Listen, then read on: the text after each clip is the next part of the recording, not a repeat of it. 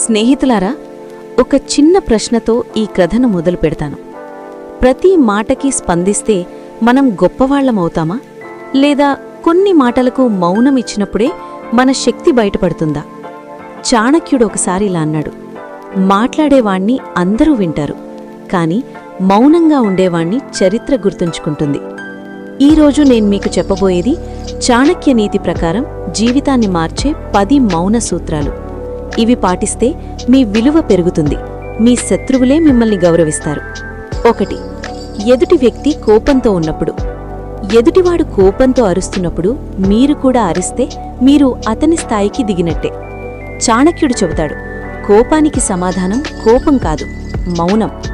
ఎందుకంటే కోపం అంటే నిప్పు, మీరు దానిలో దూకితే కాలిపోతారు, దూరంగా నిలబడితే అది తానే చల్లారుతుంది. 2. కావాలనే అవమానించినప్పుడు. కొంతమంది మిమ్మల్ని అవమానిస్తారు, ఎందుకంటే వాళ్లకు మీ స్థాయిని అందుకోవడం సాధ్యం కాదు. చాణక్య నీతి ఏమంటుందంటే, పర్వతాన్ని రాళ్లు విసిరినా పర్వతం కదలదు. మీరు స్పందించకపోతే మీ మౌనం వాళ్ల అహంకారాన్ని పగలగొడుతుంది. 3. ఎవరూ వినడానికి సిద్ధంగా లేనప్పుడు. వినాలనే మనసు లేని చోట జ్ఞానం వృధా. చాణక్యుడు స్పష్టంగా చెబుతాడు, మూర్ఖుడితో వాదించవద్దు, అతను ముందే ఓడిపోయినవాడు కాదు, నిన్ను కూడా ఓడించేవాడు. అలాంటి చోట మౌనం మీ శక్తిని కాపాడుతుంది. 4. మీరు కోపంగా ఉన్నప్పుడు. కోపంలో పలికిన మాట తిరిగి తీసుకోలేని బాణం.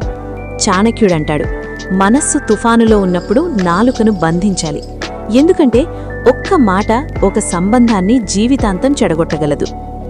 5. మీ మాటలను వక్రీకరిస్తున్నప్పుడు.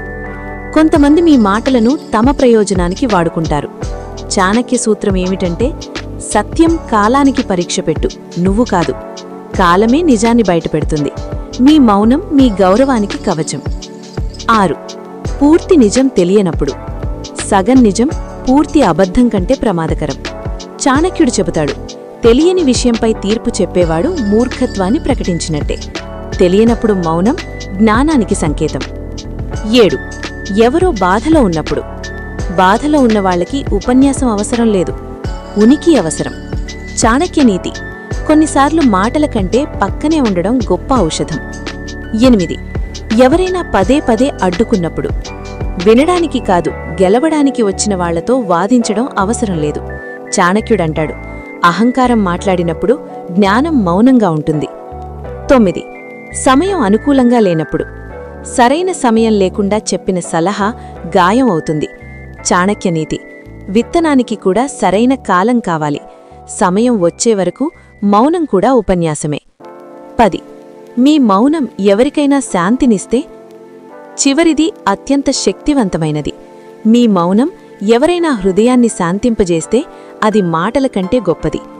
చాణక్యుడు చెప్పిన గొప్ప వాక్యం, ప్రతి ప్రశ్నకి సమాధానం అవసరం లేదు, కొన్నిసార్లు మౌనమే సమాధానం. స్నేహితులారా, ప్రతి దానికి స్పందించాల్సిన అవసరం లేదు. ఎప్పుడు మాట్లాడాలో కాదు, ఎప్పుడు మౌనంగా ఉండాలో తెలిసినవాడే నిజంగా తెలివైనవాడు.